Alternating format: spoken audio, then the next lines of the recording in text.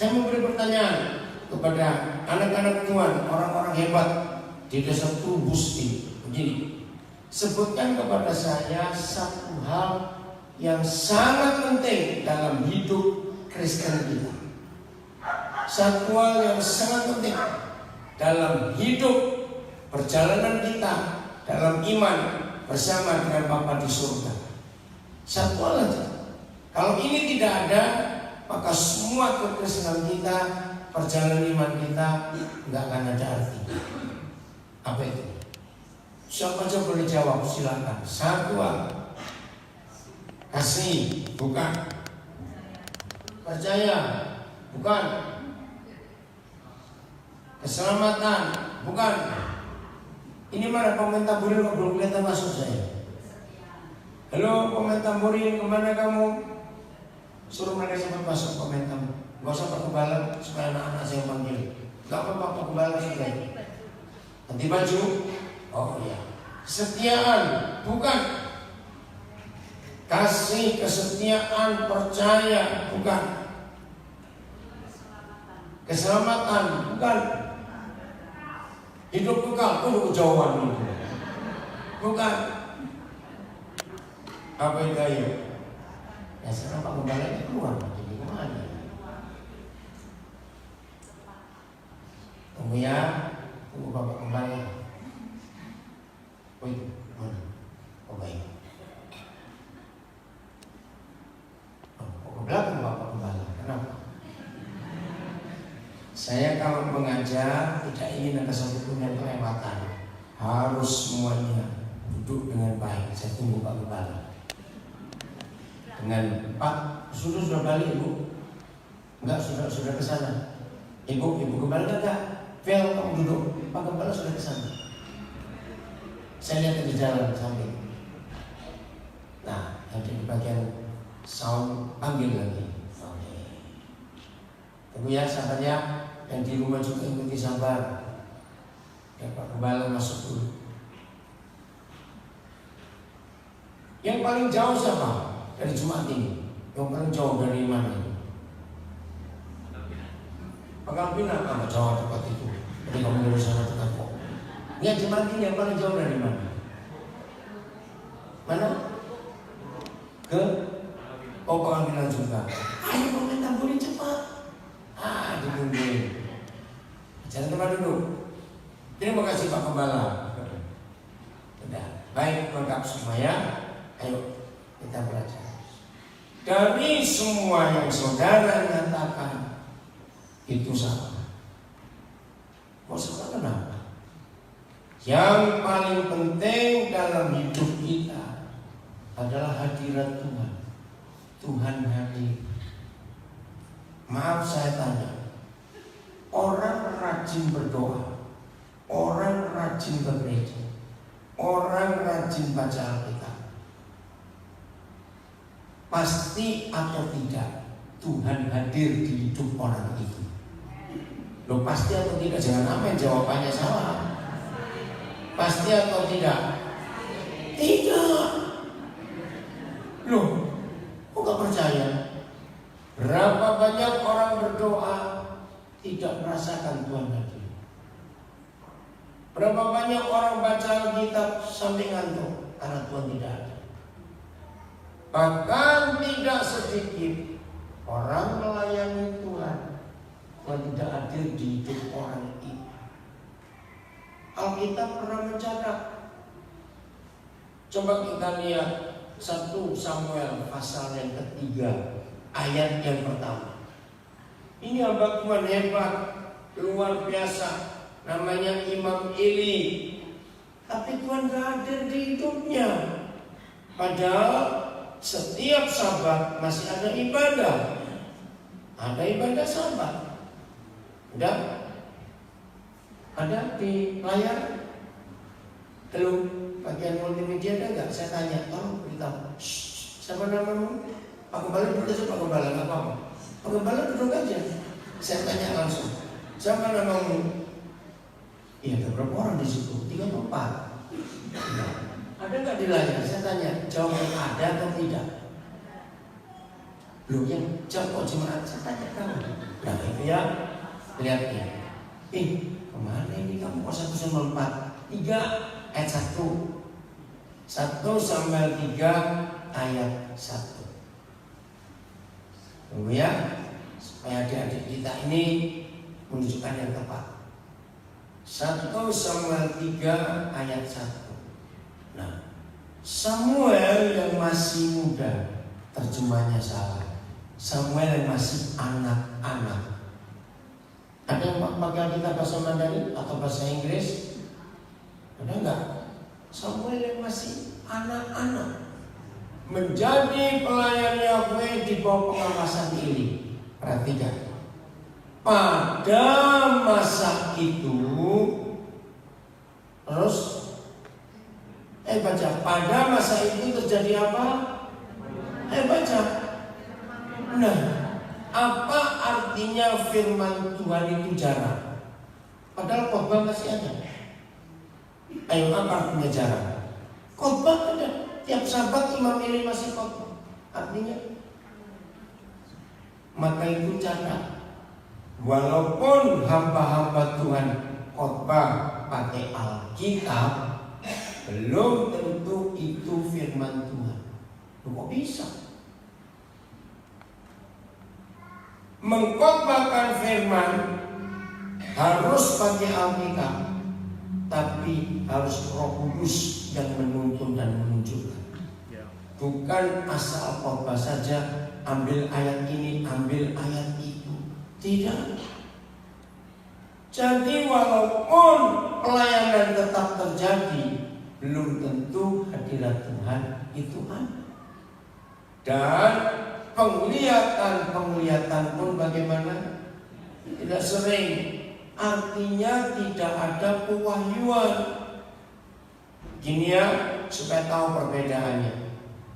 Khotbah pakai Alkitab, tapi tanpa pewahyuan, tanpa pembukaan rahasia dari Alkitab itu, maka yang dengar 1 pasti ngantuk, 2 nggak ngerti dia ngomong apa, 3 pulang dari gereja nggak dapat apa. Ada nggak seperti itu? Saya tanya, ada tidak? Nah, itu jawabannya orang yang berdoa, orang yang melayani, orang yang membaca Alkitab, belum tentu Tuhan hadir. Satu akibat yang paling penting, Tuhan hadir dalam hidup seseorang. Apa kata lain hadir? Tuhan hadir. Apa kata lainnya hadir? Ada, betul. Apalagi? Apa? Yang belakangnya yang besar kurang. Gimana? Loh, ada suara di belakang tadi. Suara perempuan, siapa ya? Apa kata lain hadir? Apa? Tolong sampaikan. Enggak, yang tengah sini saya ada suara apa? Ya apa? Kata lainnya apa? Tadi ada satu suara di situ. Apa itu? Datang. Oke. Nyata ada datang menampakkan diri, menemui kita. Saya tanya dulu ya, contoh. Presiden Jokowi sudah sampai ke sini belum? Aduh, kasihan sekali. Jauh, enggak lah. Oke, contohnya. Apa yang terjadi kalau Presiden Jokowi datang ke desa Trubus, desa saudara? Terus ada 1-2 orang di antara saudara bertemu secara pribadi. Orangnya ngalami apa? Ayo, orangnya ngalami apa? Salah, foto dulu. Lupa kamu. Pura-pura ini. Betul kan? Pasti foto dulu. Loh, iya atau tidak? Ya, kenang-kenangan. Terus fotonya ditaruh di Facebook, di foto profil WhatsApp. Kalau digedein di rumah, udah tempel di dinding supaya tikus kecoak takut. Loh ya atau tidak? Ada perubahan nggak di hidup orang Trubus yang ditemui atau foto bersama atau duduk bersama dengan Presiden Joko Widodo? Ada perubahan nggak di hidup orang itu? Saya tanya, ada perubahan tidak? Pasti ada.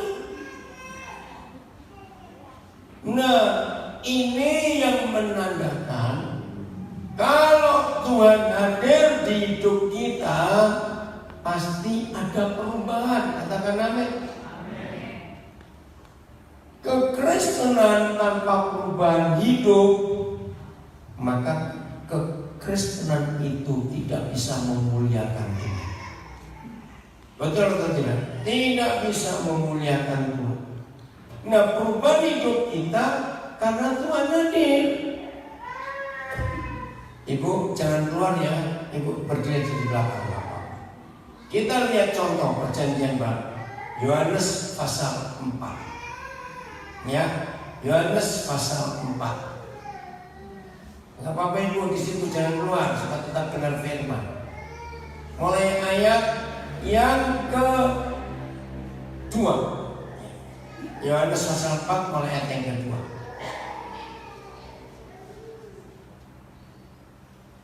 Oh, mulai 3, maaf. Siapa yang pernah baca cerita ini? Tuhan Yesus ketemu siapa? Di pasal 4 Injil Yohanes. Ayo, siapa pernah baca? Tuhan Yesus ketemu siapa? Di Yohanes pasal 4. Ayo jawab. Gak dengar, yang kuatlah suaranya ayo. Ketemu siapa Tuhan Yesus di Yohanes pasal 4? Perempuan Samaria. Maaf. Apa kerjaannya? Ayo, apa kerjaan profesi perempuan Samaria yang ditemui Tuhan Yesus ini? Ini luar biasa. Apa?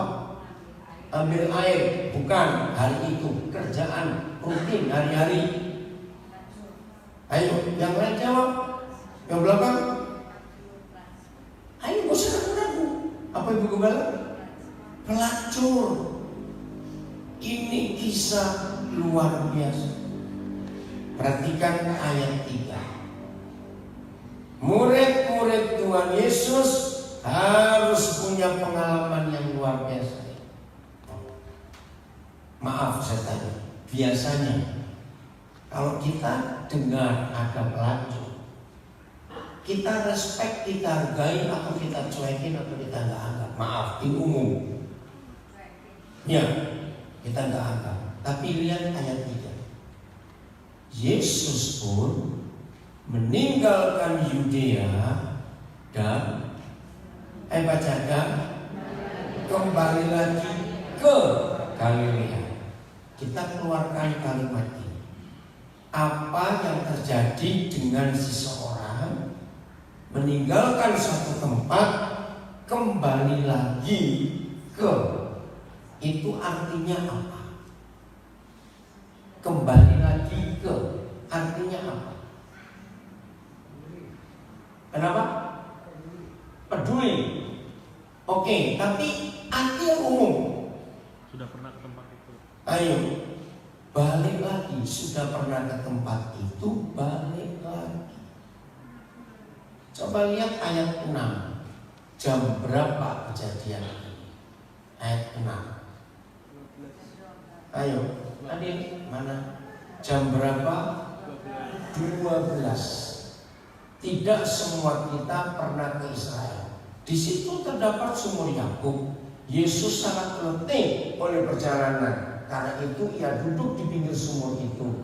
Hari kira-kira pukul 12. Hari Jumat siang jam 12 lewat, kami rombongan landing di Dipati Amir, Bandara Pangkal Pinang. Pertama kali kami ke Pangkal Pinang. Woi, kaget sekali, panasnya minta ampun. Begitu orang Pangkal Pinang hitam-hitam, karena panas sekali.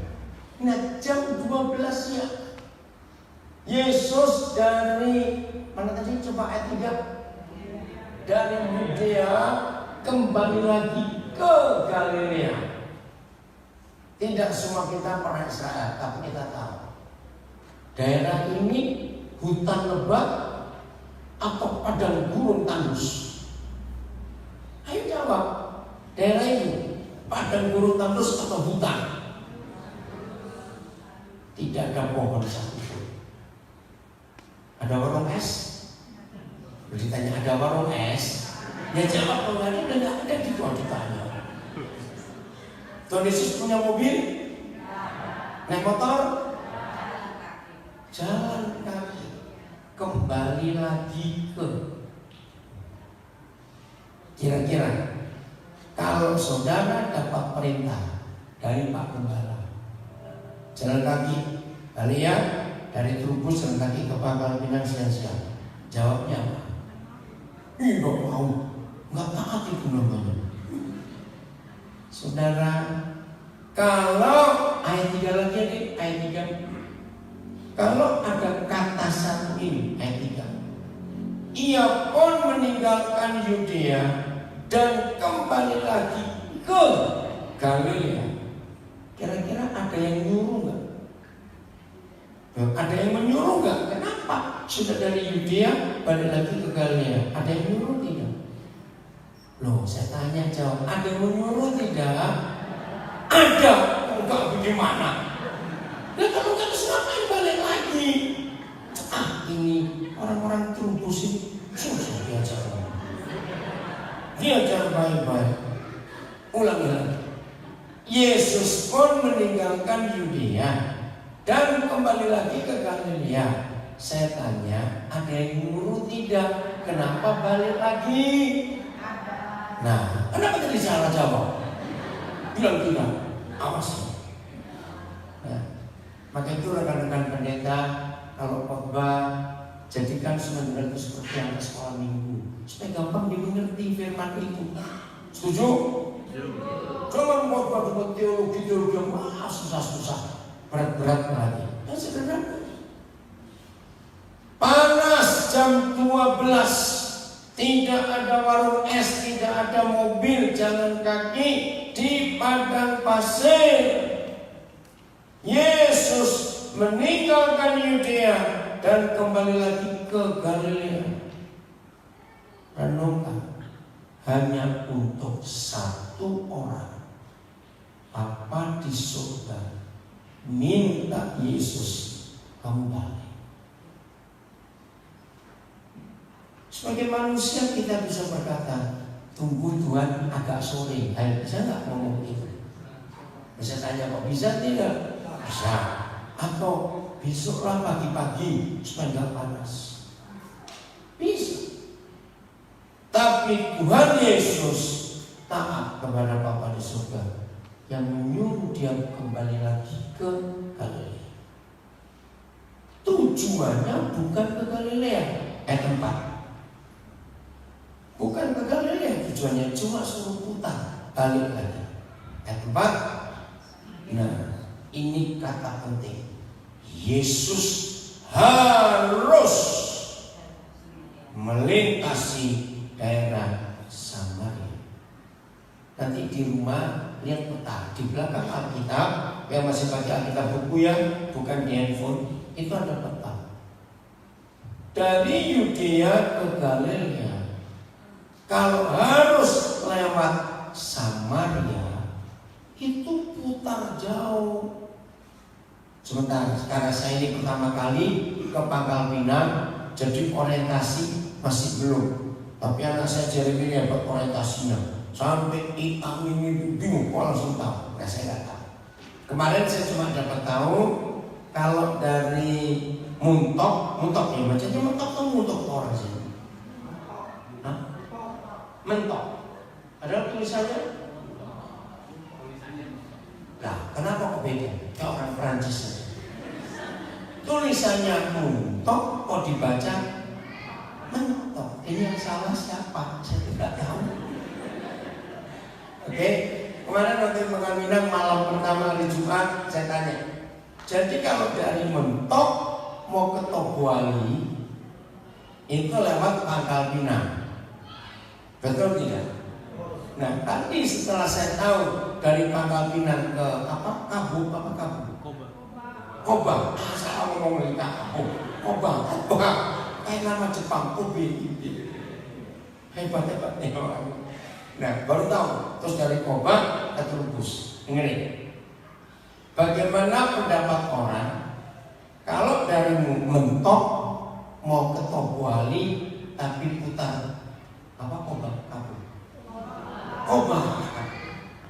Aneh atau pintar orang ini? Saya tanya cepat jawab. Putar. Aneh dong? Nah, seperti itu ayat 4. Dari Yudea ke Galilea enggak harus lewat daerah Samaria. Saya tanya lagi, kalau ada kata Yesus harus melintasi daerah Samaria, lagi sekali ada yang mengharuskan enggak? Kata harus ini perintah atau bukan? Loh, saya tanya, kata harus ini perintah atau bukan? Perintah. Nah, ini pertanyaannya, siapa yang memerintah? Bapa di surga. Kenapa harus mutar dari mentok mau ke Tobuali? Kenapa mesti lewat kamu ya? Koba. Ini otak ini bagaimana? Kobe. Itu mutarnya jauh sekali. Betul tidak? Nah, sekarang ini cara hidup dipimpin oleh Roh Kudus. Jangan pernah protes, mutar ke sini, ikuti saja. Masih ingat orang Israel perjalanan dari Mesir ke Kanaan berapa tahun? 40 tahun. Seharusnya cuma 3 minggu. Kenapa diputar begitu? Dan yang memimpin mereka bukan Musa, tapi tiang awan dan tiang api. Betul? Itulah hadirat Tuhan. Kalau Israel 40 tahun tidak berjumpa dengan hadirat Tuhan, maka dalam bulan pertama mereka sudah kering di padang gurun. Tahu kering? Karena padang gurun kalau siang panasnya luar biasa. Tapi karena ada tiang awan, tiang api, ada hadirat Tuhan, mereka selamat sampai beranak cucu. 40 tahun berjalan. Bahkan dalam kitab Ulangan 8 ditulis sepatu mereka, sandal mereka nggak rusak 40 tahun. Saya sampai bingung, ini sandal merek apa? Dibuat jalan begitu jauh nggak rusak. Baju mereka juga tidak rusak. Hebat sekali karena ada hadirat Tuhan. Mereka punya lemari makan nggak untuk simpan makanan selama jalan? Loh, saya tanya, punya nggak? Tidak. Punya tempat air minum? Terus gimana 40 tahun bisa hidup? Jawabannya, kalau hadirat Tuhan ada, makanan tersedia, air minum pun tersedia. Katakan amin. Maka itu penting kita ikut tuntunan Tuhan. Kenapa mati Vietnam? Yesus harus melintasi daerah Samaria. Panas jam 12 siang. Ada apa? Dengarkan kasih Tuhan. Hanya ada seorang perempuan, maaf, pelacur. Bapa di surga mengurus yang satu orang ini. Katakan amin. Siang-siang panas terik, anak tunggalnya, waktu masih anak tunggal Yesus anak disuruh putar balik kembali ke Galilea, harus melintasi daerah Samaria. Terus perempuan itu ketemu Tuhan Yesus nggak? Coba mulai ayat yang ke-7. Nah, saya pernah memperagakan kisah ini dengan beberapa anak-anak saya. Maka datanglah seorang perempuan Samaria hendak menimba air. Coba ya, mulai lihat jam. Ini berapa menit sampai akhir diskusi pertemuan mereka. Ini luar biasa. Mulai sekarang ya, ada timer. Anda coba cek dulu. Saya ingin peragakan. Saya akan baca pelan-pelan, gak cepat-cepat, supaya kita bisa menikmati arti hadirat Tuhan itu. Udah? Maka datanglah seorang perempuan Samaria hendak menimba air. Kata Yesus kepadanya, berilah aku minum. Wajar bukan siang-siang minta minum? Ayat 8. Sebab murid-muridnya telah pergi ke kota membeli makanan. Jadi cuma Yesus orang diri. Ayat 9. Maka kata perempuan Samaria itu kepada Yesus, masakan engkau seorang Yahudi minta minum kepadaku seorang Samaria? Nah, zaman itu orang Yahudi, orang Samaria gak akur. Mereka bermusuhan. Sebab orang Yahudi ngapain? Ayo ngapain? Tidak bergaul dengan orang Samaria. Maka itu perempuan ini, apa gak keliru? Kamu kan Yahudi, aku kan Samaria. Kenapa kamu minta minum kepadaku? Wajar bukan? Ayat 10. Jawab Yesus kepadanya, jikalau kau tahu tentang karunia Tuhan dan siapakah dia yang berkata kepadamu, berilah aku minum, niscaya pasti engkau telah meminta kepadanya dan ia telah memberikan kepadamu air hidup. Ayat 11. Perempuan ini tersinggung. Lihat itu tersinggung. Kata perempuan itu kepadanya, Tuhan, engkau tidak punya timba. Dulu kan belum ada pompa air. Engkau nggak punya timba dan sumur ini amat dalam. Dari manakah kau memperoleh air hidup itu? Terus, adakah kau lebih besar daripada bapak kami Yakub yang memberikan sumur ini kepada kami dan yang telah minum sendiri dari dalamnya, ia serta anak-anaknya dan ternaknya? Dia cerita siapa yang buat sumur itu. Terus ayat 13. Jawab Yesus kepadanya, barang siapa minum air ini, ia akan haus lagi. Lanjut. Tetapi barang siapa minum air yang akan kuberikan kepadanya, ia tidak akan haus untuk selama-lamanya. Sebaliknya, air yang akan kuberikan kepadanya akan menjadi mata air di dalam dirinya yang terus-menerus memancar sampai kepada hidup yang kekal. Lanjut. Kata perempuan itu kepadanya, dari tersinggung dia surprise. Wah, kalau begitu Tuhan, berikanlah aku air itu supaya aku tidak haus dan tidak usah datang lagi ke sini untuk menimba air. Jauh rumahnya dengan sumur itu panas. Ayo coba hitung. Kira-kira seorang perempuan paling kuat bawa berapa liter? Berapa galon kira-kira? Ayo umum perempuan. Bukan yang kurus-kurus ya, ketemu dikit lah. Berapa galon kira-kira?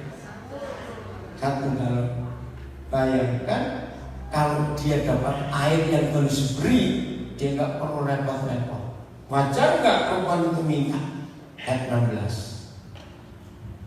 Kata Yesus kepadanya, pergilah, bukan pergi ambil air, panggillah suamimu dan datang ke sini. Ini keren sekali.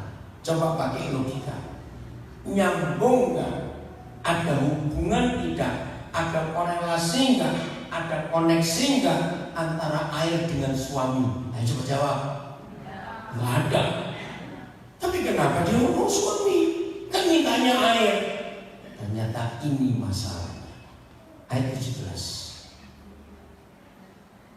Tolong yang dengar di rumah beri tanda suaranya jelas atau enggak? Ya.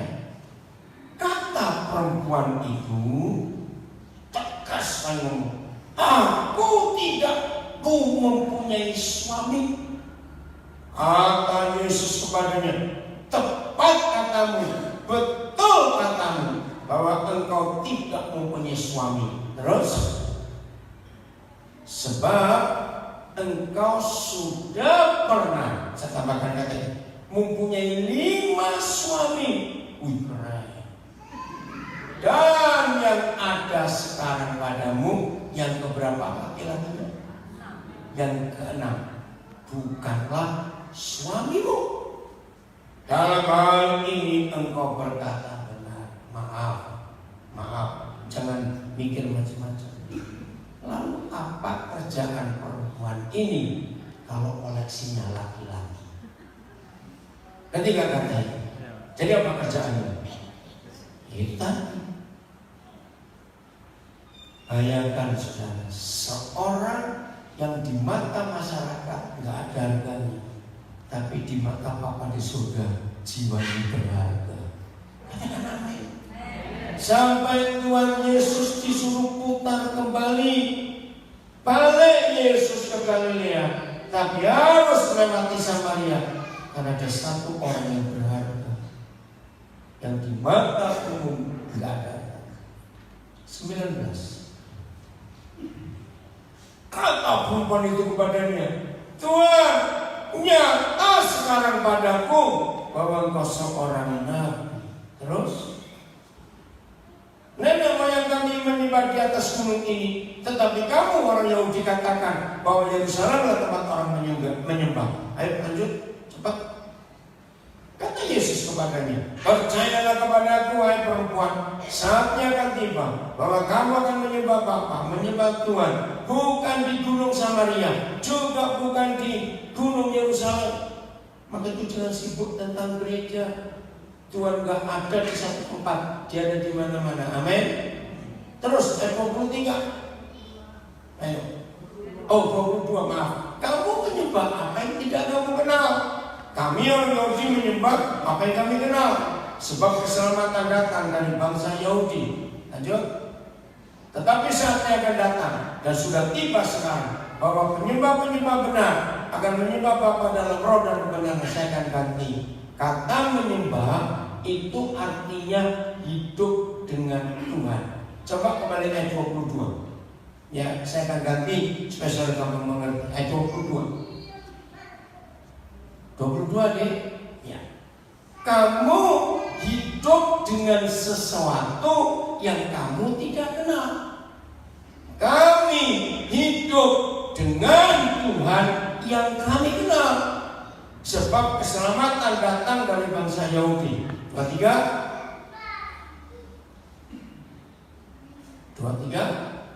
Tetapi saatnya akan datang dan sudah tiba sekarang bahwa orang-orang yang ingin hidup dengan Tuhan dengan cara yang benar akan hidup dengan Bapa di dalam roh dan kebenaran. Rohnya roh kecil, roh besar. Berarti roh kita, bukan roh kudus. Sebab Bapa menghendaki orang-orang yang hidup dengan Dia dengan cara demikian. Hidup dengan Tuhan. Ayat 24. Tuhan itu roh, dan barang siapa ingin hidup dengan Dia harus hidup dengan Dia di dalam roh kita dan dalam kebenaran. Ayat 25. Jawab perempuan itu kepadanya, aku tahu bahwa Mesias akan datang, yang disebut juga Kristus. Apabila Ia datang, Ia akan memberitakan segala sesuatu kepada kami. 26. Kata Yesus kepadanya, akulah Dia yang sedang berkata-kata dengan engkau. Jam berapa menit? Nah, coba 9. Saudara, perjumpaan seorang pelacur dengan Tuhan Yesus yang cuma 9 menit kita pakai tanya, itu merubah hidupnya total karena Tuhan hadir. Kan betul tadi sudah jawab, apa itu hadir? Menemui, menampakkan diri. Apalagi tadi? Ingat kan, saya lupa. Menyatakan diri. Apalagi tadi? Apa? Menjumpai, menyapa. Perjumpaan yang 9 menit merubah hidup perempuan ini drastis. Apa perubahannya dengan penginjil pertama yang tercatat di Perjanjian Baru? bukan Petrus, bukan Paulus. Penginjil pertama yang tercatat di Perjanjian Baru adalah pelacur ini, bukan mantan, saudara. Lihat ayat 39 atau 34, 39. Ada nggak? Dia balik ke desanya, ya. Dan berapa banyak? Berapa banyak? Dan banyak orang. Baca terus.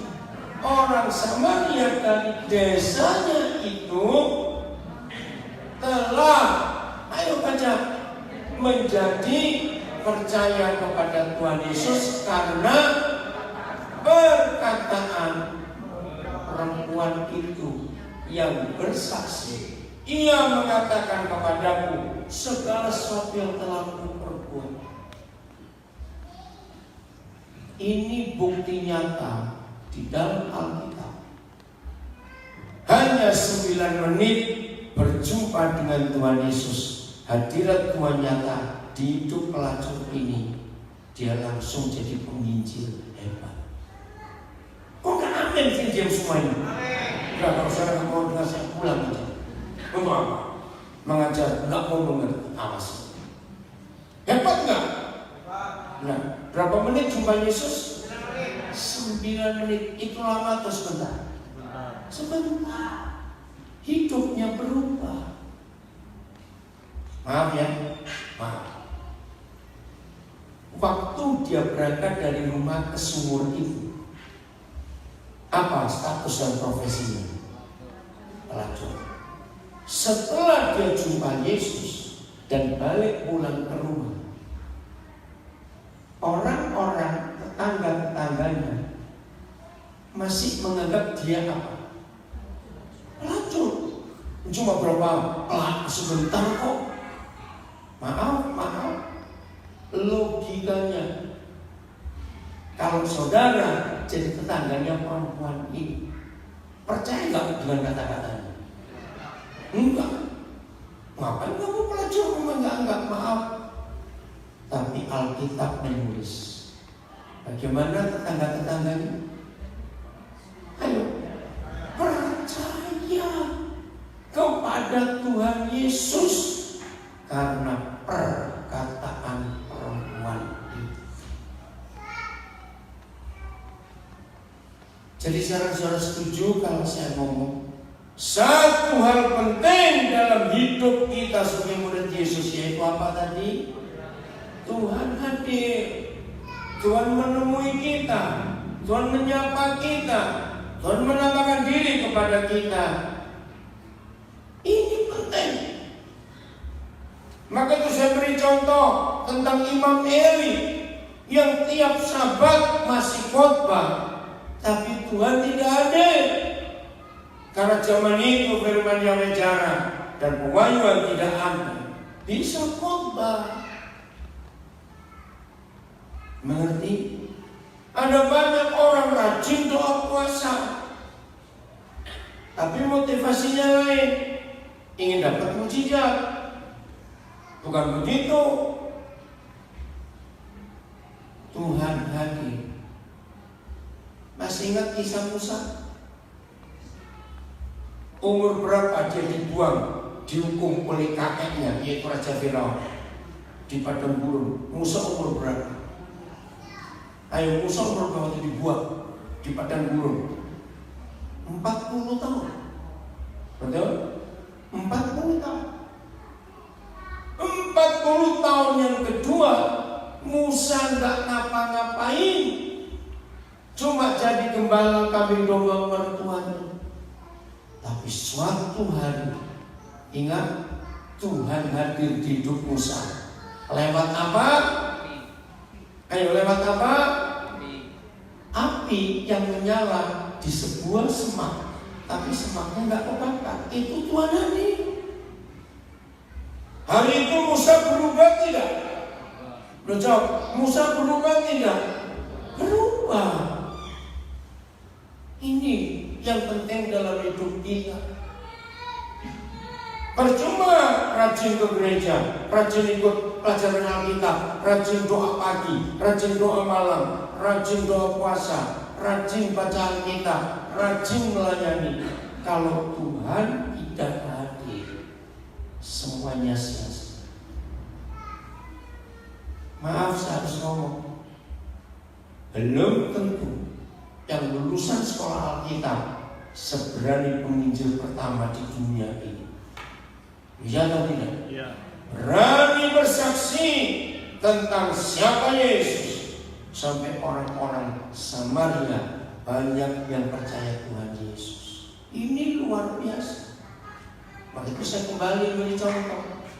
Kalau Presiden Joko Widodo sampai ke desa Trubus, lalu ketemu seorang di antara saudara jemaat GPDI Trubus ini, berubahlah hidupnya. Saya berubah tidak? Berubah. Karena ketemu presiden. Nah, pertanyaannya, sudah berapa tahun sudah jadi Kristen? Sudah berapa tahun sudah ke gereja? Harusnya kita sering jumpa Yesus tidak? Saya tanya, harusnya kita sering jumpa Yesus tidak? Iya. Jadi kalau jumpa Yesus ada apa terjadi? Perubahan. Anak-anak sekolah, kalian masih SMP, SMA, ada SMA nggak di desa ini? Ada ya? Maaf saya cuma tanya. Awas kalau kalian nggak ada perubahan di mata teman-teman. Awas yang mengaku rajin ke gereja, tapi kalau ulangan masih suka nyontek, awas. Ada nggak kira-kira? Saya tanya ada nggak? Saya tanya nggak di sini, cuma ada nggak? Saya tanya wah, bertobat. Orang tahu saudara Kristen karena rajin ke gereja, belanja. Biasa orang itu berkata teliti, tapi sebetulnya pelit bukan teliti. Tiap kali selesai belanja dihitung lagi, dicek lagi. Woi, kelebihan ini uangku. Balik. Wajar atau tidak? Loh, saya tanya wajar atau tidak? Wajar. Nah, yang kita wajar itu kembaliannya. Begitu dihitung, wih, dia salah hitung. Puji Tuhan. Awas. Ada nggak yang seperti itu? Loh, saya tanya ada tidak? Salah, ada. Oh, ada. Enggak. Tahu contoh-contoh ini? Maka kesaksian hancur. Kesaksian hancur. Kalau kita sudah ketahuan salah di depan orang, mau ngomong lagi yang benar, orang percaya tidak? Tidak. Maka itu apa perubahan hidup kita setelah ketemu Tuhan Yesus? Perempuan ini berubah cuma 9 menit. Hidupnya berubah luar biasa. Ini yang Tuhan inginkan atas hidup kita. Mazmur 92 ayat yang ke-13. Mazmur 92 ayat yang ke-13. Kita lihat. Ya. Mereka yang ditanam di bait Yahweh, artinya selalu hadir, Tuhan hadir di hidupnya. Rajin ke gereja, rajin berdoa, rajin baca Alkitab, aktif melayani. Itu artinya mereka yang ditanam di bait Yahweh. Akan bertunas. Apa kata lain bertunas? Bertumbuh, unjuk, ada pucuk di pelataran Tuhan kita. Ini luar biasa. Ditanamnya di mana? Di dalam. Bertunasnya di mana? Di luar. Ngerti gak maksud Papa di surga? Loh, saya tanya, ngerti nggak maksudnya? Apa? Jadi kalau kita rajin beribadah, rajin menjadi murid Yesus, aktif dalam semuanya di gereja, tapi di luar tidak ada buah hidup kita, Tuhan sedih. Maka kita jadi orang munafik. Maka itu firman ini jelas. Setiap kali Tuhan hadir di hidup kita, harus ada apa? Harus ada apa? Perubahan. Nah, kita yang berjumpa Yesus dirubah. Lihat perempuan tadi. Yang melihat perubahannya bukan sesama kita. Yang melihat perubahan kita adalah orang lain. Lihat perempuan tadi. Baru bertemu 9 menit dengan Tuhan Yesus. Tetangga-tetangganya bertobat dan percaya Tuhan Yesus. Hebat gak? Lo hebat tidak? Hebat. Itu terjadi dengan kita. Lagi sekali, karyawati sudah kerja di pabrik, kerja di toko, kerja di kantor, kerja di mana saja, pasti punya teman, bukan? Nah, bagaimana teman-teman saudara? Adik-adik masih sekolah, bagaimana guru-gurumu melihat perubahanmu? Teman-temanmu melihat perubahan hidupmu? Sesama pengusaha, antara PNS dan PNS yang lain, bisa nggak hidup kita yang jadi ini memang ada perubahan tulisannya, angkanya. Jadi yang betul yang tadi ayat berapa? Kalau dalam ini 14 bukan 13. 14 ya, betul. Ya, kita ayat berapa ini? Kitab saudara. Berapa? Nah, 13. Memang itu ada perbedaan, enggak apa-apa. Ini yang saya maksudkan. 13 di Alkitab, tapi 14 di program komputer. Enggak apa-apa, antara angka. Jadi mulai hari ini kekristenan kita tidak boleh dinilai waktu kita di dalam gereja. Katakan amin. Kekristenan kita harus dinilai di mana? Di luar. Orang melihat. Nah, siapa pernah dengar kalimat ini? Loh, katanya Kristen. Pernah dengar nggak orang berkata begitu? Katanya Kristen. Saudara, aneh. Hampir tidak pernah kita dengar. Loh, katanya Islam. Katanya Konghucu, katanya Buddha. Hampir kita tidak pernah dengar. Yang selalu dipojokkan adalah Kristen. Loh, katanya Kristen. Jawab betul atau tidak? Ya. Pernah dengar ada orang Islam disalahkan, orang Buddha disalahkan, orang Konghucu disalahkan? Hampir tidak ada. Selalu yang Kristen. Berarti murid-murid Tuhan Yesus di masyarakat itu punya standar tinggi. Wow. Betul tidak? Karena mereka nggak pernah ngomong, loh katanya Islam, katanya Konghucu, katanya Buddha. Hampir kita nggak pernah. Mengapa yang di luar selalu ngomong katanya Kristen? Sebab begitu saudara dan saya menjadi murid Tuhan Yesus, maka langsung masyarakat akan menuntut kita harus standar ini. Itu luar biasa, saudara. Kenapa di hati mereka ada hukum ini? Mereka nggak pernah nuntut yang lain, mereka hanya nuntut yang Kristen. Ini luar biasa. Maka itu percuma kita rajin ke gereja. Tapi kalau di luar gereja kita sudah rajin berbuat dosa, percuma. Betul? Bagaimana Tuhan dipermuliakan dalam hidup kita? Maka itu hadirat Tuhan itu penting, saudara. Bagian terakhir, hadirat Tuhan akan nyata di hidup kita. Tuhan akan menyapa kita. Tuhan akan menemui kita. itu hanya karena satu hal. Bukan rajin berdoa, bukan. Bukan rajin puasa, Tuhan hadir, bukan. Bukan karena kita hafal 100 ayat Alkitab, tidak. Tuhan hadir hanya karena satu hal, yaitu berdamai dengan semua orang. Kita baca Ibrani 12 ayat 14. Coba lihat Ibrani 12 ayat yang ke-14. Ini keren sekali firman.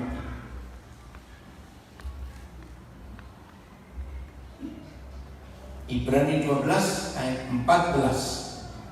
Yuk. Berusaha bagaimana? Ayo berusaha bagaimana? Hidup damai dengan berapa orang? Semua orang itu berapa? Nah, salah, bukan banyak. Semua orang itu ya pokoknya orang. Oke, saya coba. Siapa tahu berapa penduduk Trubus? Ada 20.000? Ada yang tahu nih, ada kependudukan. Berapa penduduk Trubus? Kira-kira aja cepetan. 1.600. Ih, dikit sekali. Oke, apa? 1.600 penduduk Trubus. Jangan ngomong begini kepada Bapa di surga. Tuhan, aku sudah berdamai dengan yang 1.599. Tinggal yang satu. Berarti kita sudah berdamai dengan semua orang Trubus belum? Masa 1.599 gak dihitung hanya gara-gara satu? Ini firman Tuhan. Saya akan baca dengan terjemahan yang betul. Berusahalah hidup damai dengan semua orang dan kejarlah perdamaian. Betul, kudus itu tidak berdamai itu tidak kudus. Saya ganti ya. Sebab tanpa berdamai dengan semua orang, maka ayo baca, maka tidak seorang pun. Nah, saya tanya, kalau melihat saja nggak bisa, ketemu bisa tidak? Jawab. Nah, ini ayatnya yang menyebabkan Tuhan tidak bisa kita temui, yang menyebabkan Bapa surga nggak bisa hadir di hidup kita, bukan karena kita kurang puasa, bukan karena doa kita kurang panjang, bukan karena kita kurang hafal ayat banyak. Yang menyebabkan kita nggak bisa melihat Bapa di surga, kita nggak bisa melihat Tuhan Yesus, kalau masih ada musuh di hati kita. Tolong jawab, tolong perhatikan. Setelah saya belajar Ibrani 12 ayat 4, ngeri saudara, menakutkan.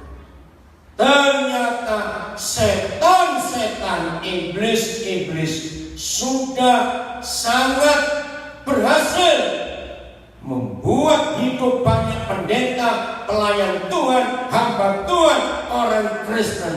Tuhan gak hadir di hidupnya karena iblis paling mudah merusak hati kita dengan sakit hati. Jawab betul atau salah kalian? Saudara, jangan main-main dengan tidak mengampuni. Itu Tuhan gak bisa hadir di hidup kita. Mungkin ada berkata, Pak Pendeta, saya itu gak benci, cuma malas ketemu. Sama goblok. Betul? Enggak benci tapi malas ketemu. Sama. Ingat doa Bapa kami. Kapan kita diampuni? Kalau kita mengampuni orang bersalah kepada kita. Itu hukum. Semua agama di dunia untuk mendapat pengampunan dari Tuhannya harus puasa, menyiksa diri, bayar ini, bayar itu, baru dilakukan timbang. Cukup sama enggak? Repot lagi. Tapi hanya Bapa di surga, kalau mengampuni kita, bukan ini, bukan itu, ampuni dulu saudaramu, baru ampuni kamu. Ini luar biasa. Maka itu, kalau saudara tidak berzina, tidak mencuri, tidak merampok, tidak iri hati, tapi tidak mengampuni, walaupun pendeta, dia akan tetap masuk neraka. Catat, karena nggak ketemu Tuhan. Betul? Ayo kira-kira di ruangan ini, termasuk yang dengar di rumah, di lemari hatimu masih ada koleksi musuh atau tidak? Awas. Nanti pertanyaannya, kalau koleksi duit, emas, mana? Ini koleksi kok musuh? Ada tidak orang hidup yang punya koleksi musuh? Jawab cepat, ada tidak? Banyak. Maka itu, dengar ya. Mana yang lebih mudah dihafalkan? Firman Tuhan atau firman mama mertua? Saya tanya ini cepat jawab. Mana lebih gampang dihafalkan? Firman Tuhan atau firman mama mertua? Ayo ngaku cepat. Pasti firman mama mertua lebih gampang kita hafalkan. Coba tanya Pak Kepala, Ibu Kepala, silakan tanya cuma. Saudara siapa ingat khotbah saya 2 minggu lalu?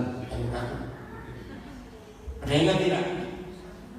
Tapi firman mama mertua 20 tahun lalu masih ingat sampai hari ini. Kenapa? Karena firman mama mertua direnungkan siang dan malam. Maka itu ingat.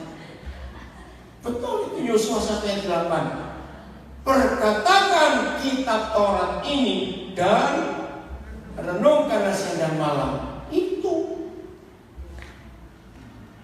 Saudara, kita harus bertobat hari ini. Betapa ngeri hidup kita kalau Tuhan gak hadir di hidup kita. Jadi hari ini kita belajar untuk berdamai dengan berapa orang? Semua orang. Ayat terakhir Matius 5 ayat 9. Hati-hati dengan ayat ini. Satu-satunya ayat dalam Alkitab yang memberitahu kita kenapa kita disebut anak-anak Bapa di surga. Kapan kita disebut itu?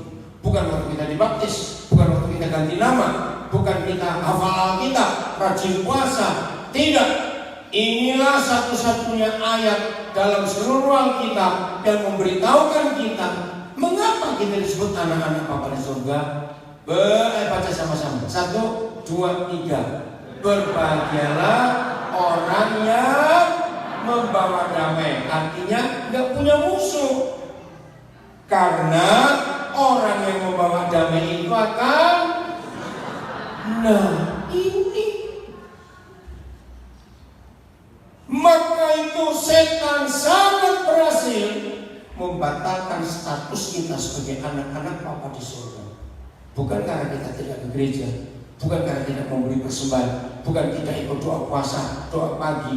Tidak. Yang membatalkan status kita menjadi anak-anak Bapa di surga kalau kita masih punya musuh.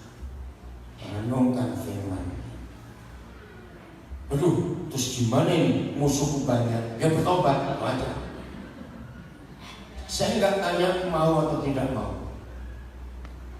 Saudara harus mau tidak punya musuh dalam hidup. Serius, saudara. Jangan main-main. Jangan anggap enteng. Tidak berdamai itu membuat status kita gugur sebagai anak Tuhan.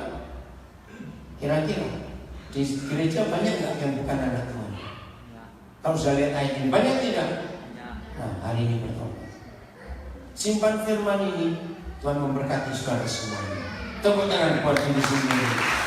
Minta Tuhan untuk kita periksa hati ini. Ayo kita berdoa dengan pujian ini.